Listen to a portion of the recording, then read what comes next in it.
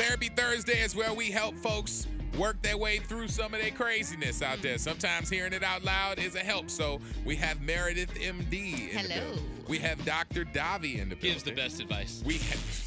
Okay. I was just saying what everyone was thinking. The breakup fool is what we'll call it. Exactly.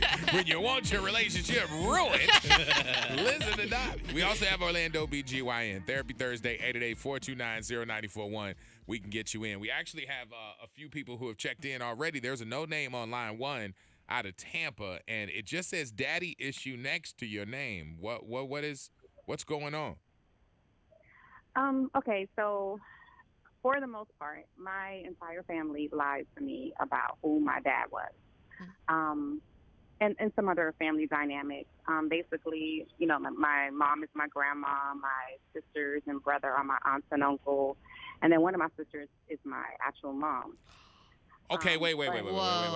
Your grandmother is actually your mom. Right, No. No. Your mom is actually your grandma. And I'm assuming she's the one that raised you? Yes, that's correct. Okay. Well, okay, so you were led to think that everybody in your circle wasn't your sibling. I was led to believe that they were my siblings, but they weren't. They were actually my aunt and my uncle. Her sister is actually her mom. Oh, okay. So it was so young that they raised y'all as sister and bro. Oh, okay. Yes. Now I get it. In the same. Wow. Wow. That's a lot to deal with. Where does the daddy issues come in? Well, because we don't know who the daddy is.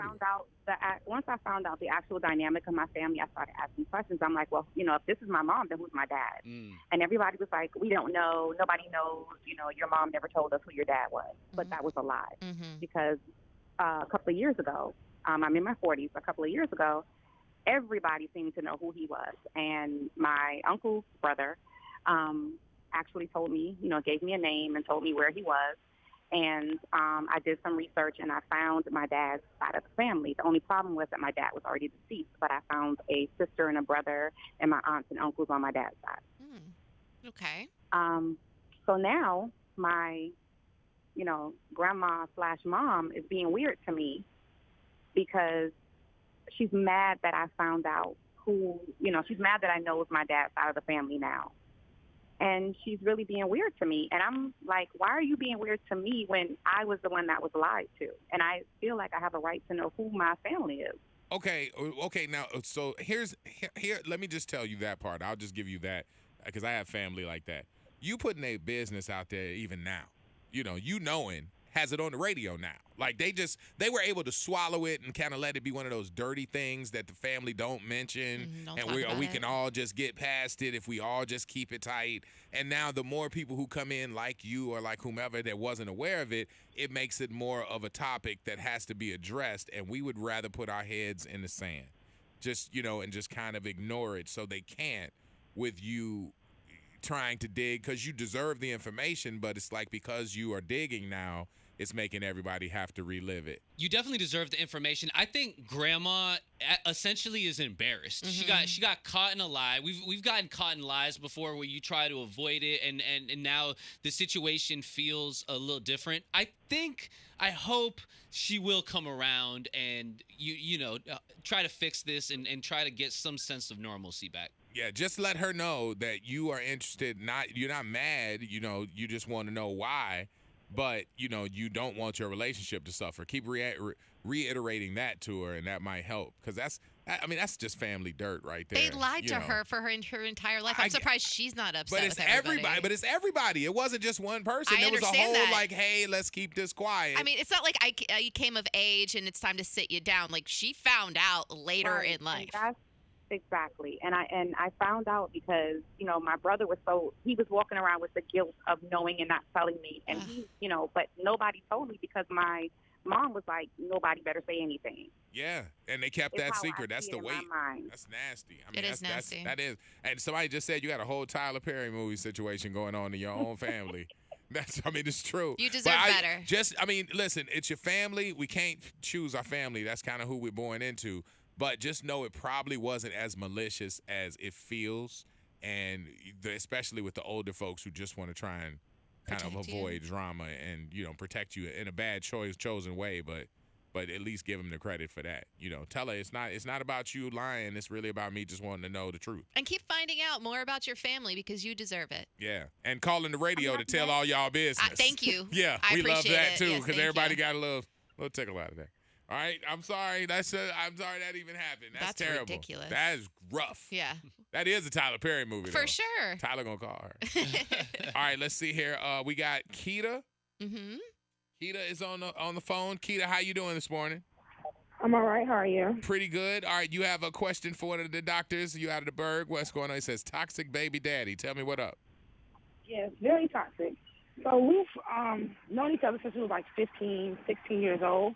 We now today have 3 children together. Our oldest is like 14, about to be 15. But for whatever reason, I cannot get him to stop bashing me and my family to my 3 children. We have always been like the sole providers of my 3 children. I'm the first person in my family to receive any type of assistance, just to take care of my kids. But he will, to no end, like just relentlessly bash me to my children. He's falling out with my 14-year-old boy repeatedly because you're talking about my mom that, takes care of me. And I don't want to, I guess, exile him from their life. But I can't seem to find a happy medium to get him to basically respect me and stop bashing me to our children. That's a hard thing because most, like, I don't know how like you guys didn't get married, so you probably don't have like a written co-parenting agreement, but it's usually worded in there that you can't disparage the other parent just because they know how counterproductive it is. I would think if y'all have any way of any kind of communication, you got to make that the frontal lobe part of the conversation. Like, hey, listen, you're undermining your relationship with the kids. Forget me. Take me out of the picture. But you talking about their mom is putting them in a tight situation. Like you're making them feel a little bit apprehensive about you attacking their mom. They're going to try and defend me. How could they not? That's going to make you have a strained relationship with them. If you want a good relationship with them, you might want to stall that out. Like just give him that advice and hopefully he'll take it.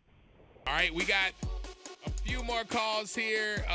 Love is on the phone. Love, you got a question about small business advice. What do you got?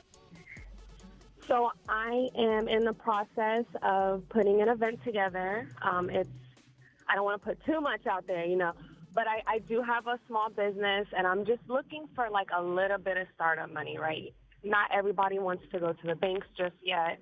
You got to get your LLC, and I understand all that, but I'm kind of a stay-at-home mom right now, so income is really tight. What I do get mostly goes to my children. So what are some options? Like, what are some other avenues that I could do? If financing is what you're looking for, I would say it all starts with a very complete business plan. Somebody with money that is going to lend you money, what they want to know is how am I going to get my money back and how much am I going to make? So you have to put it all together. How much does everything cost? You have to put projections of how much am I going to make? How much can you make? But I would also encourage you to not immediately go the investor route. I know you said money's tight. You're a stay-at-home mom. I get that, but you don't want to bite off more than you could chew. There's high expectations there. Yeah, take baby steps, and maybe your first event doesn't have to be this huge, incredibly elaborate thing. Maybe it can be something smaller, something that you can build on. So, I would say be a little bit more reluctant to take other people's money, but if that is the route you want to go to, have everything on paper so a stranger could look at it and understand your business idea top to bottom. That or PowerPoint always works. Ooh, I like PowerPoint. There you go. No, Why? no, because it needs to be professional. You need to put a business I work in plan. professional businesses. You're already looking for the easy way out. It's not easy. Yes. No, I mean, however you present it, just make sure you have it ready for the people to be able to disseminate that information. Why are we arguing over paper That's and all. PowerPoint? That's what I'm saying. Like y'all are arguing over digital versus paper, and I'm like, yo, can we just let this lady get her business and live? Tommy, everything you said was right. And actually, I mean, they're arguing over digital and paper, and you got actually also do a 2-minute, like your elevator speech, because basically you're going to bump into somebody at some point if an investor possibility is there you have to be able to give them a truncated kind of explanation of what it is that you do and why it's fabulous. So it's called an elevator speech. And in essence, it's like if you're on the ground floor at a lobby somewhere and you get on the elevator with somebody with money, you got 2 minutes until they get to their floor on that elevator to explain to them what you do and what you do well. So work that part out too, just so you can make sure that you're marketing yourself right. Yeah. Okay? Absolutely. Thank you guys so much. I appreciate it. Good luck, by the way. No problem. That's Good luck, exciting. love. All right, Jared's on the phone. Hey, Jared, what's up? Hey, I got a question for you and Meredith. Nope. Okay, what you got for us? All right, so I'm a father of 4. We grew up poor, but now I got my own run a business, and we got a nice life, all that going good. But I still raise my kids old school. I got 3 boys, one of them's 4. He's not really involved in here. So my 10-year-old and my 13-year-old are boys, but I also have a 15-year-old daughter.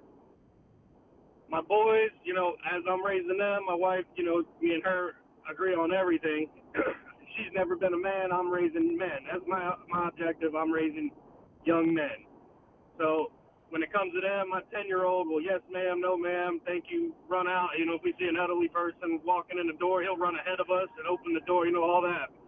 15-year-old is a very respectful young girl, very pretty, very nice, but when it comes to her mom, she will fight and argue, and I'll try and butt in, and Mom will kind of tell me, hey, let me take care of this, you take care of the boys, but, my boys ever raised their voice at their mother, they know. I got the look, I'm part of the whooping tribe, I got the look, that's it. But her, she's a boss, I don't know how to put it. She don't back down. She don't do nothing. So you raising daughters and Meredith raising girls, I would like to get both opinions on that. Should I step back and just let her handle it, or should there be an intervene point where I say, hey, enough's enough, but I don't want to cause friction between me and me and my wife?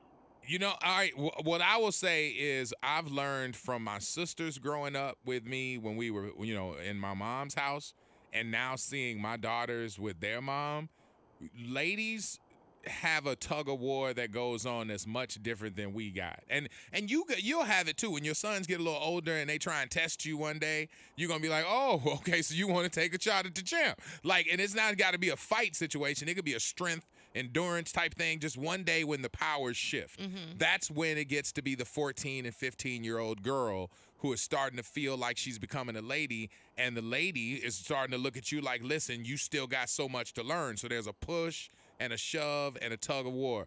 You don't want to get in that foxhole. Let them fight that out, but you want to be there after it ends, because then you can sit down and talk to your daughter maybe about, hey, so now that y'all got that settled, let me talk to you about how you speak to your mom. I get that you guys got that, but I want to make sure you understand how it sounds. Now you a dad that's giving her a little bit of advice and not coming down on her while mom's coming down on her. By the way, it's very common, especially around that age, for the 2 women in the household, like 14, 15, 16-year-olds, to kind of go at each other. It's very common, so it's not like it's only happening in your household. And then eventually, one goes to college or does this or that, and then the friendship and the motherhood and all that relationship kind of mends again. So you just have to wait a little bit of time and see how that works out. But giving her some advice behind the scenes on being respectful to her mother is very helpful. Yeah, I think you got to make sure you keep that door open with you, so she can keep that daddy aspect of being able to talk to you, because you're doing great with your boys.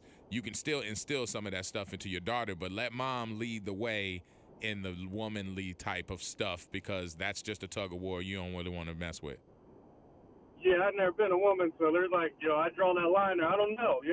I'm more than, same with her. She don't know how to raise a man, but me and my daughter, I drive her to school every morning, and we talk, and I'm like, and that wasn't really right and stuff, but, like a couple nights ago, she's in her face yelling. I'm like, I know Meredith done shook the van a few times with her mom back when she was a kid. I just wonder how absolutely. To get through it, We tussled back in the day. Yeah, see, you can tell Meredith grew up in a different household, because she said we tussled. We tussled back Ain't in the nobody day. ever tussled with their mama. Like, wait, hey, Dobby, have you ever tussled with your mama? Never, not once. Never, not now. Have you ever thought about tussling? Hell no. No, ma'am. My daddy a No, ma'am, I did not. No, ma'am, I ain't never think that. Meredith thought that it was all good in the van. Hey, it was just a van. You got it, Jared, man. Keep doing what you're doing and let mom drive that bus, all right?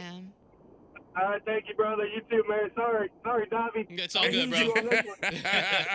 It's all good. I will say that you got some shout-outs on the text about the Whooping Tribe. Yeah. The Whooping Tribe is getting a lot of love. They're Proud like, proud member. member, proud member, proud member. All right, that is your Therapy Thursday. It is a wrap.